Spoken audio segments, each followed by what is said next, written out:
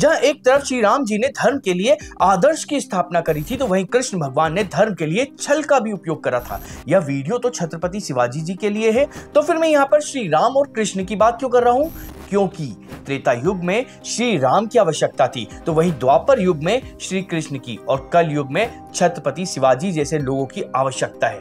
अब कुछ लोग कहेंगे कि आप शिवाजी महाराज की तुलना भगवान श्री राम और कृष्ण से कर रहे हैं, तो मैं उन्हें बता देना चाहता हूं कि नहीं, मैं श्री राम और कृष्ण जी की शिवाजी महाराज जी से तुलना नहीं कर रहा हूं। मैं यहाँ जो बताना चाह रहा हूं वह यह है कि धर्म के लिए हर युग में अलग अलग नीतियों का उपयोग किया जाता है, क्योंकि आज भी कई सारे ऐसे लोग हैं जो कि शिवाजी महाराज को कायर, डरपोक और लुटेरा कहते हैं। तो मैं उन्हें बता देना चाहता हूं कि शिवाजी महाराज ने खुद कहा था कि यह जो समय चल रहा है, यहाँ युद्ध लड़ने से ज्यादा महत्वपूर्ण युद्ध जीतना है। इसलिए उन्होंने छापेमारी की युद्ध कला का उपयोग करा था। जो विदेशी बर्बर आक्रांता हैं, जिनके अपने देश में कोई संसाधन नहीं थे, जो कबीलों में रहते थे, जिनके बीवी बच्चे परिवार और देश ऐसे ही लूट के पैसों पर चलता था, हमारे यहाँ युद्ध और वीरता के नियम थे, उन्हीं के आधार पर युद्ध लड़े जाते थे।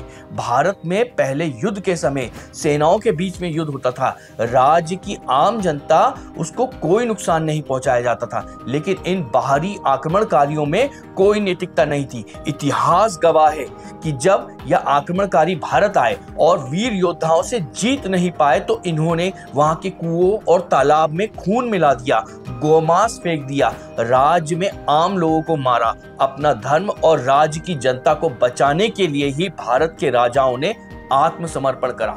इसी वजह से ही भारत मुस्लिम आक्रमणकारियों का गुलाम बना था, क्योंकि यहाँ राजा अपने आदर्श पे चल रहे थे।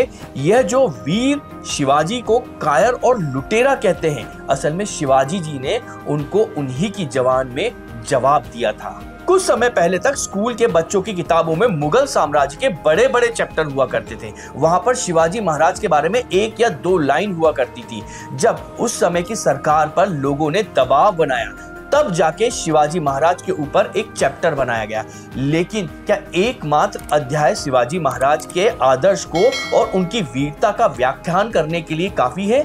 यह आवश्यकता है हमारे बच्चों को शिवाजी महाराज के विषय में स्कूल के अंदर पूरा डिटेल से बताया जाए और शिवाजी महाराज के ऊपर पूरी एक किताब हो। जो लोग कहते हैं कि शिवाजी तो बहुत स्वार्थी थे, वह किसी देश या धर्म के लिए नहीं लड़े, वह सिर्फ अपने राज्य के लिए लड़े, तो उनको हम बता देना चाहते हैं कि वह तो पूरी तरह से निर्मोही थे। जब दक्षिण में कुतुब शाह से मिलने के बाद में वापस जाते समय श्री शैल मल्लिकार्जुन के दर्शन के लिए शिवाजी महाराज गए, तब वहां पर उनकी भक्ति में इतने लीन हो गए थे कि वह अपना सिर काटकर पिंडी को भेंट करना चाह रहे थे।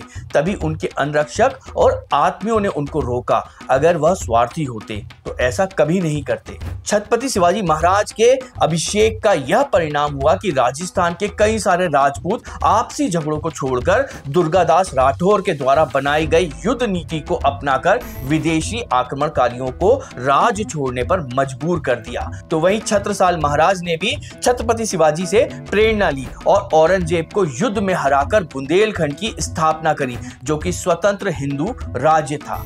असम के राजा चक्रध्वज सिंह ने कहा था कि मैं अपनी भूमि पर किसी भी हमलावर को अनीति का पालन नहीं करने दूंगा, जैसा कि छत्रपति शिवाजी महाराज ने करा है। इसलिए असम कभी भी मुगलों का गुलाम नहीं रहा। अब मैं आपको छत्रपति शिवाजी जी से जुड़े हुए कुछ फैक्ट बताऊंगा जो कि आपको पता होने चाहिए। शिवाजी महाराज का नाम भगवान शिव से नहीं लिया गया है, बल्कि यह एक क्षेत्रीय देवता है शिवाई।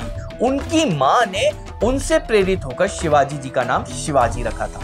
शिवाजी महाराज ने एक शक्तिशाली नौसेना का निर्माण किया था और इसलिए ही उनको भारतीय सेना का पिता के रूप में जाना जाता है। उनके पास 4 अलग अलग प्रकार के युद्धपोत भी थे। शिवाजी महाराज युद्ध की रणनीति बनाने में बहुत माहिर थे।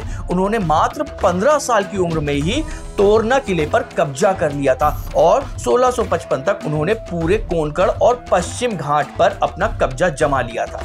आज हम भारतीय सेना में मराठा रेजिमेंट को देखते हैं, लेकिन एक समय ऐसा भी था जब मराठाओं की अपनी कोई सेना नहीं हुआ करती थी। शिवाजी महाराज जी ने ही पहली बार मराठा सैनिकों को एक करा और मराठाओं की एक सेना का गठन करा। जहां विदेशी आक्रमणकारी आम जनता को तो लूटते ही थे, साथ में वहां की महिलाओं की भी आबरू को तार तार करते थे। लेकिन शिवाजी महाराज ऐसे नहीं थे, वह महिलाओं का बहुत ज्यादा सम्मान करते थे और उन्होंने आदेश दिया था कि युद्ध के समय महिलाओं को कोई नुकसान नहीं पहुंचना चाहिए और अगर कोई सैनिक ऐसा करता पाया जाता है तो उसको बहुत बड़ा दंड दिया जाएगा। शिवाजी महाराज को पहाड़ों का चूहा कहा जाता था क्योंकि वह गोरिल्ला युद्ध में बहुत ज्यादा माहिर थे। ऐसा इसलिए संभव हो पाता था क्योंकि वह अपने क्षेत्र के भौगोलिक संरचना को बहुत अच्छे से जानते थे। शिवाजी महाराज ने भले ही हिंदू राष्ट्र की स्थापना करी हो, लेकिन वह कभी भी मुसलमानों के विरोध में नहीं थे। वह सिर्फ उन्हीं मुस्लिमों के विरोध में थे जो कि धर्म के नाम पर हिंदुओं का शोषण करते थे। खुद शिवाजी महाराज की सेना में कई बड़े बड़े पदों पर मुस्लिम अधिकारी थे। फिर चाहे सिद्दी इब्राहिम हो जो कि शिवाजी महाराज के नौसेना के प्रमुख थे, 1661 में पन्हाला किले की रक्षा करते हुए वह वीर गति को प्राप्त हुए, या फिर दाऊद खान हो जो शिवाजी महाराज के कुशल सेनापति थे, रणनीतिकार थे। दाऊद खान ने ही 1670 में सूरत पर छापा मारकर मुगल साम्राज्य को बहुत बड़ा झटका दिया था। फिदई खान जो कि शिवाजी महाराज के वफादार सेनापति ही थे और साथ में वह उनके मित्र भी थे। सन 1674 में सिंहगढ़ किले की रक्षा करते हुए वह वीरगति को प्राप्त हुए थे। शिवाजी महाराज के पास तोपखाने थे और उनके प्रमुख थे इब्राहिम खां गारदी, यह शिवाजी जी की सेना का एक बहुत महत्वपूर्ण पद हुआ करता था। तो वहीं अब्दुल करीम भी शिवाजी महाराज की सेना के सेनापति थे और वह रणनीतिकार भी थे। अब्दुल करीम ने 1689 में बीजापुर के खिलाफ युद्ध में बहुत महत्वपूर्ण भूमिका निभाई थी। ऐसे कई सारे मुस्लिम सैनिक थे जो कि शिवाजी महाराज की सेना में थे। इससे यह साफ पता चलता है कि शिवाजी महाराज मुस्लिमों के विरोध में नहीं थे, वह सिर्फ उन्हीं मुस्लिमों के विरोध में थे जो कि अनैतिक थे। अगर आपको हमारा यह वीडियो पसंद आया हो तो इस वीडियो को लाइक करें, अपने साथियों के साथ में शेयर करें, साथ में हमें कमेंट कर जरूर बताएं कि आप आगे और किस विषय पर वीडियो चाहते हैं। इसके अलावा हमारे चैनल को सब्सक्राइब जरूर करें क्योंकि इससे हमें धर्म प्रचार में प्रोत्साहन मिलता है।